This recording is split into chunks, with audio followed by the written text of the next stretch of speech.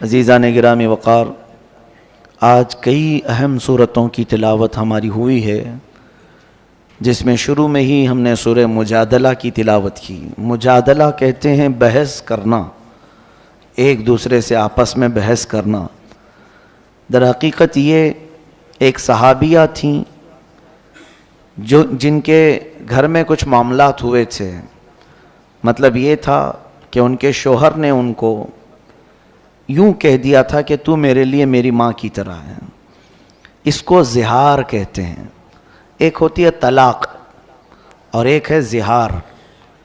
زہار اور طلاق دیکھنے میں سیم ہیں، لیکن دونوں کے احکام الگ ہیں۔ میں اکثر یہ کہا کرتا ہوں کہ نوجوان نسل کو بھی یا جو شادی شدہ ہیں ان کو طلاق کے مسائل بھی سیکھ لینا چاہیے، اس لیے کہ ہم داخل ہونے کے راستے تو جان لی ہے، لیکن خارج کس سے ہوتا ہے یہ بھی معلوم ہونا چاہیے۔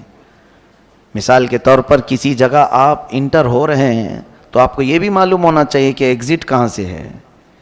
اسی طرح شادی کے ذریعے سے آپ ایک نئی زندگی میں داخل تو ہو جاتے ہیں، شادی کے مسائل سب سیکھ لیتے ہیں، اور اس میں بھی بہت سارے لوگ نہیں سیکھتے شرعی طریقہ کیا ہے۔ لیکن میں سمجھتا ہوں کن چیزوں سے ٹوٹ جاتی ہے شادی یا نکاح، یہ امپورٹنٹ ہے سیکھنا، تاکہ غلطی سے اس دروازے پر نہ جاؤ۔ بہت سارے لوگ طلاق پوری ہو جاتی ہے تب مسئلہ پوچھنے آتے ہیں۔ اس ڈاکٹر کے پاس علاج کرانے کے لیے اپنے بچے کو لے جا رہے ہیں جو بچہ گھر میں مر گیا ہو، وہ کیا علاج کریں؟ علاج ہوگا؟ ابھی سانسیں باقی ہیں اور بیمار ہے، تب آپ ہاسپٹل لے جائیں تو پتہ چلتا ہے کہ کچھ علاج ممکن ہے، لیکن یہاں پر گھر میں پوری طلاقیں دے چکے ہوتے ہیں تب پھر مسئلہ پوچھنے آتے ہیں۔ مسئلہ تو آپ کو خود معلوم ہونا چاہیے کہ جب کوئی مرد اپنی عورت کو 3 مرتبہ طلاق کہہ دے تو اس کے لیے وہ حرام ہو جاتی ہے۔ طلاق مغلظہ اس کو کہتے ہیں، اور یہ قرآن سے ثابت ہے، وہ اس کے لیے حرام ہو جاتی ہے۔ اجنبی عورت کی طرح ہو گئی، اس سے فوراً وہ الگ ہو جائے۔ اب وہ اس کے لیے حلال اس وقت تک نہیں ہوگی جب تک وہ عدت گزارے، پھر کسی اور سے نکاح کر لے۔ اب وہ دوسرا مرد اپنے اختیار سے جب چاہے اسے چھوڑے، پھر اس کی عدت گزارنے کے بعد پھر یہ پہلے شوہر کے لیے حلال ہو سکتی ہے۔ یہ طلاق کا پروسیس جو 3 طلاق ہو جائے۔ ہاں، ایک بار اگر کسی نے کہا طلاق یا 2 مرتبہ کہا تو ابھی اسے بچایا جا سکتا ہے۔ یہ طلاق رجعی اس کو کہتے ہیں۔ اس میں رجوع کر سکتا ہے، واپس لے سکتا ہے، یعنی پھر اس کو دوسرے کسی کے نکاح میں دینے کی ضرورت نہیں، بلکہ خود ہی اس کا ہاتھ پکڑ لے اور کہہ دے کہ میں تجھے واپس کر لیا، تو یہ 1 طلاق یا 2 طلاق میں وہ واپس ہو جائے گی۔ اس کو طلاق رجعی کہتے ہیں۔ بتانے کا مطلب یہ ہے کہ یہ مسائل ہر مسلمان کو معلوم ہونا چاہیے۔ کچھ لوگ یہ کہتے ہیں غصے میں نے بول دیا اسے، تو میاں پیار میں کون بولتا ہے طلاق؟ غصہ آتا ہے تبھی تو یہ ساری چیزیں ہوتی ہیں۔ غصے پر کنٹرول ہونا چاہیے۔ غصے ہی کی حالت میں اکثر لوگ کہہ جاتے ہیں، اور اسی وقت جو کہی جاتی ہے وہ واقع ہو جاتی ہے۔ غصے میں آدمی بے قابو ہوتا ہے۔ تو یہاں پر بہت سارے لوگ یہی عذر لے کر کے آتے ہیں، غصے میں بولا ہوں یا ہوش میں نہیں تھا بول دیا ہوں۔ میرے عزیزو، یہ سارے بہانے شریعت نے نہیں قبول کیے، حتیٰ کہ ایسے نشے کے حالت میں بولا کہ آسمان و زمین کو بھی نہیں پہچان پاتا، اس وقت بھی بولا تو بھی واقع ہو جائے گی۔ اس حالت میں بھی اگر کہا ہو تو واقع ہو جائے گی۔ میرے کہنے کا مطلب یہ ہے کہ ان تمام مسائل کو سیکھ لینا چاہیے۔ یہ ہوئی طلاق۔ ایک ہے زہار۔ جو عورتیں تم پر حرام ہیں، مثال کے طور پر تمہاری ماں، بہن، بیٹی، یہ آپ کے اوپر حرام ہے نا، پھوپھی، خالہ، یہ آپ کے لیے ابدی حرام ہے، ہمیشہ کے لیے حرام ہے۔ ان سے نکاح نہیں کر سکتے تم۔ ماں سے کوئی نکاح نہیں کر سکتا، بیٹی سے، سگی بہن سے، یا پھر اپنی پھوپھی سے یا خالہ سے، کبھی بھی وہ زندگی بھر نکاح نہیں کر سکتا۔ ان کو محرمات ابدیہ کہتے ہیں، یعنی ہمیشہ کے لیے یہ عورتیں تم پر حرام ہیں، نکاح کے لیے حرام ہیں۔ اب ان عورتوں کے ذریعے سے آپ نے اپنی بیوی کو مشابہت دے دی، ان کی طرح کہہ دیا۔ اپنی بیوی کو کہا کہ تو میری پھوپھی کی طرح ہے, تو میری خالہ کی طرح ہے میرے لیے, یا میری بہن کی طرح ہے. یا پھر ایک عضو کو بھی کہہ دیا کہ تیرا پیٹ یا تیری پیٹھ یا کوئی حصہ میری ماں کی طرح ہے, تو اس کو کہتے ہیں زہار. وہ عورت تم پر حرام ہو گئی, طلاق نہیں ہوئی لیکن وہ حرام ہو گئی, اب تم اسے چھو نہیں سکو گے. یہ زہار ہے. اس کے مسائل ابھی آئے نہیں تھے. ایک صحابیہ کے ساتھ ایسا ہوا, عمر دراز خاتون تھی, ان کے شوہر بھی صحابی رسول ہیں, دونوں میں کچھ تکرار ہوئی گھر میں, تو شوہر نے کہہ دیا کہ تو میرے لیے ماں کی طرح ہے. تو وہ روتے ہوئے باہر نکلی اور آئی حضور صلی اللہ علیہ وسلم کے پاس کہ آقا اس مسئلے کو بتائیں, اتنی عمر ہو گئی, بڑھاپا آ گیا, اب جا کر میرے شوہر نے مجھے ایسا کہہ دیا, کیا کروں؟ نبی کونین صلی اللہ علیہ وسلم نے کچھ نہیں بتایا, خاموش رہے, کیونکہ ابھی مسائل آئے نہیں تھے, ابھی کوئی حکم اس مسئلے کے بارے میں آیا نہیں تھا. تو وہ باہر نکلی اور زور زور سے بحث کرنے لگیں اپنے شوہر سے یا کچھ, کہ میرا مسئلہ معلوم ہو جائے, کیا کروں, میں گھر میں رہوں یا باہر جاؤں. وہ چلا رہی تھی. تب اللہ تبارک و تعالیٰ نے جبرائیل امین کے ذریعے آیت نازل فرمائے, قد سمع اللہ قول التی تجادلک فی زوجہا وتشتکی الی اللہ. اللہ نے اس عورت کی بات سن لی جو اپنے شوہر کے بارے میں آپ سے بحث کر رہی ہے اور اللہ کی بارگاہ میں شکایت کر رہی ہے کہ میرا مسئلہ واضح کیا جائے. واللہ یسمع تحاورکما ان اللہ سمیع بصیر. اللہ نے آپ دونوں کی گفتگو کو سن لیا ہے اور اللہ سمیع و بصیر ہے, سنتا بھی ہے, دیکھتا بھی ہے. اب آگے مسائل اللہ نے نازل فرمائے. الذین یظاہرون منکم من نسائہم ما ہن امہاتہم, ما ہن امہاتہم یعنی وہ تمہاری مائیں نہیں ہیں, لیکن اگر تم نے ایسا کہہ دیا تو یہ غلط کیا تم نے, غلط کیا تم نے. اب کیا کرے؟ اللہ تعالیٰ فرماتا ہے والذین یظاہرون من نسائہم ثم یعودون لما قالوا فتحریر رقبۃ من قبل ان یتماسا. ایک غلام کو آزاد کرنا ہوگا جس نے بھی ایسا کہا ہے. غلامی کا زمانہ تو اب ہے نہیں, پہلے غلام ہوتے تھے, ایک غلام آزاد کرو, اب یہ پھر تمہارے لیے حلال ہو جائے گی. نہیں ہے اگر, آگے سنی آیت اور بھی اللہ فرماتا ہے فَمَن لَّمْ يَجِدْ فَصِيَامُ شَهْرَيْنِ مُتَتَابِعَيْنِ مِن قَبْلِ أَن يَتَمَاسَّا. جس کے پاس غلام نہیں ہے تو پھر وہ کنٹینیو 2 مہینے روزے رکھے, تب جا کے وہ تمہیں حلال ہوگی. 2 مہینے مسلسل روزے رکھے, ایک بھی اگر بیچ میں چھوٹ گیا تو پھر اثر 9 رکھے. 60 روزے رکھنا ہوگا.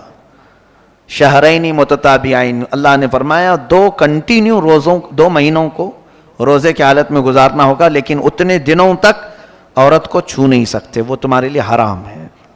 اب یہ بھی اگر کوئی نہیں کر سکا 2 مہینے کے روزے, آگے رب تعالیٰ فرماتا ہے فَمَن لَّمْ يَسْتَطِعْ فَإِطْعَامُ 60 مِسْكِينًا. تو 2 مہینے کے روزے نہیں رکھ سکتا تو 60 مسکینوں کو کھانا کھلائے.